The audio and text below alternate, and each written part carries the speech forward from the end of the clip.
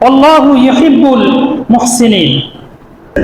মুহসিনিন শব্দের অর্থ হচ্ছে অন্যের প্রতি অনুগ্রহ করা, দয়া করা, যে মানুষের বিপদে আপদে সাহায্য সহযোগিতা করে, দয়া করে, অনুগ্রহ করে, ওই বান্দাকে আল্লাহ তাআলা ভালোবাসেন। পড়েন সুবহানাল্লাহ।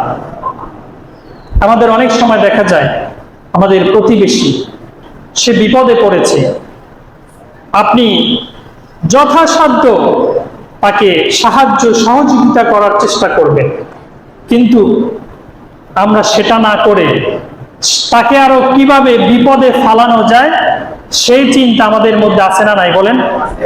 আছে। এই চিন্তা করি, তাকে বিপদ থেকে উদ্ধার করতে চাই না, বরং তাকে আরো কিভাবে বিপদের মধ্যে ফালানো যায় সেই চিন্তা চেতনা আমাদের মধ্যে। ভাইয়েরা আমার, এই চিন্তা চেতনা যদি আমাদের মধ্যে থাকে তাহলে আমরা আল্লাহ তাআলার প্রিয় বান্দা হতে পারবো না।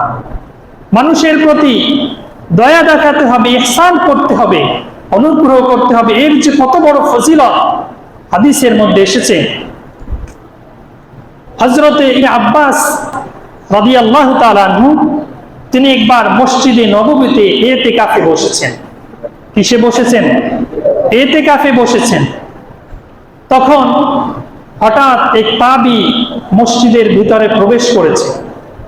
হযরত আব্বাস রাদিয়াল্লাহু তাআলা আনহু তিনি তার চেহারার দিকে তাকিয়ে দেখলেন যে তার চেহারাটা মলিন, পেরেশানির ছাপ, হতাশা তার চেহারার ভিতরে। তখন হযরত আব্বাস রাদিয়াল্লাহু তাআলা আনহু তিনি জিজ্ঞেস করলেন, ভাই আপনার চেহারাটা মলিন কেন? আপনি কোনো দুশ্চিন্তায় আছেন নাকি? তখন ওই তাবী বলল যে হে, আমি অনেক বড় পেরেশানির মধ্যে আছি।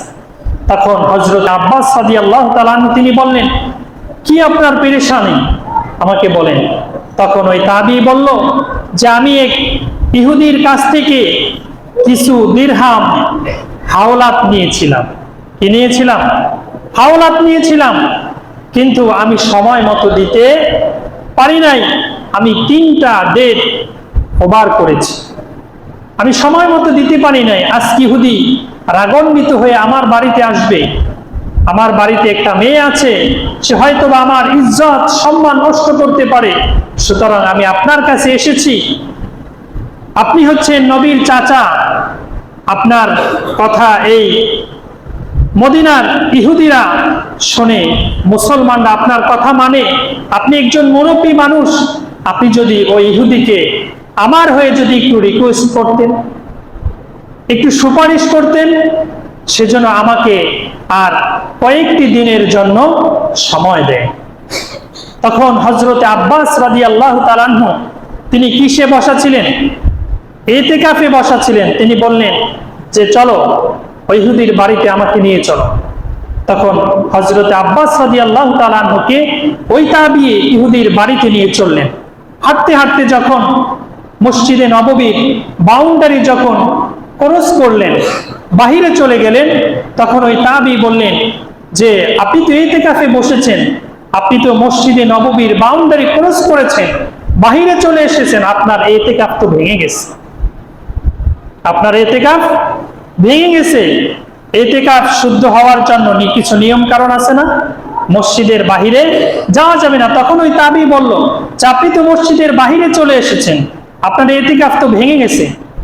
তখন হযরত আব্বাস রাদিয়াল্লাহু তাআলা আনহু তিনি বিশ্বনবী সাল্লাল্লাহু আলাইহি ওয়াসাল্লামের রওজার দিকে এভাবে হাত দিয়ে ইশারা করলেন আর বললেন, আমি শুনেছি আল্লাহর হাবিব সাল্লাল্লাহু আলাইহি ওয়াসাল্লাম তিনি বলেছেন, কোন মুসলমান যদি কোন বান্দাকে সাহায্য করে, সহযোগিতা করে, তার প্রতি যদি ইহসান করে, সেটা যদি একটা কথার মাধ্যমে যদি কাউকে সাহায্য করে, এর বিনিময় আল্লাহ রাব্বুল আলামিন এই মসজিদে নববীতে কেউ যদি একাধারে 10 বছর ইতিকাফ করে, ইতিকাফ 10 বছর ইতিকাফ করার সমপরিমাণ সওয়াব আল্লাহ রাব্বুল আলামিন তার আমলনামায় দান করে দিবে।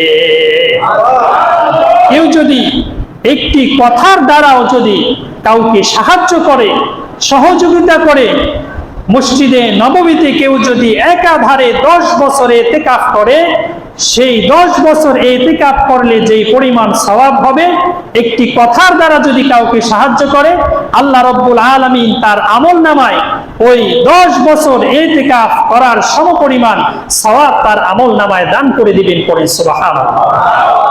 কত বড় ফজিলত! আর মসজিদে নববীর সম্মান হচ্ছে, কেউ যদি মসজিদে নববীতে 1 রাকাত সালাত আদায় করে, আল্লাহ রাব্বুল আলামিন তার আমলনামায় 50,000 রাকাতের সওয়াব দান করে দিবেন। পড়েন সুবহানাল্লাহ। কেউ যদি মসজিদে নববীতে 1 রাত ইতিকাফ করে, আল্লাহ রাব্বুল আলামিন তার আমলনামায় 50,000 রাত ইতিকাফ করার সমপরিমাণ সওয়াব দান করে দিবেন। পড়েন সুবহানাল্লাহ। তাহলে প্রিয় ভাইয়ের আমার, মানুষের বিপদে আপদে এগিয়ে আসা দরকার আছে না নাই বলেন? আছে। আমাদের যথাসম্ভব আমরা, কেউ যদি বিপদে পড়ে যায় তাকে আমরা কি করব? সাহায্য করব, সহযোগিতা করব, তার প্রতি দয়া দেখাবো, অনুগ্রহ করব। কিন্তু আমরা কি করি? তাকে আরো কিভাবে বিপদে ফালানো যায় সেই চিন্তা চেতনা আমাদের মধ্যে আছে না নাই বলেন? অনেকের মধ্যে আছে। এগুলো করা যাবে না।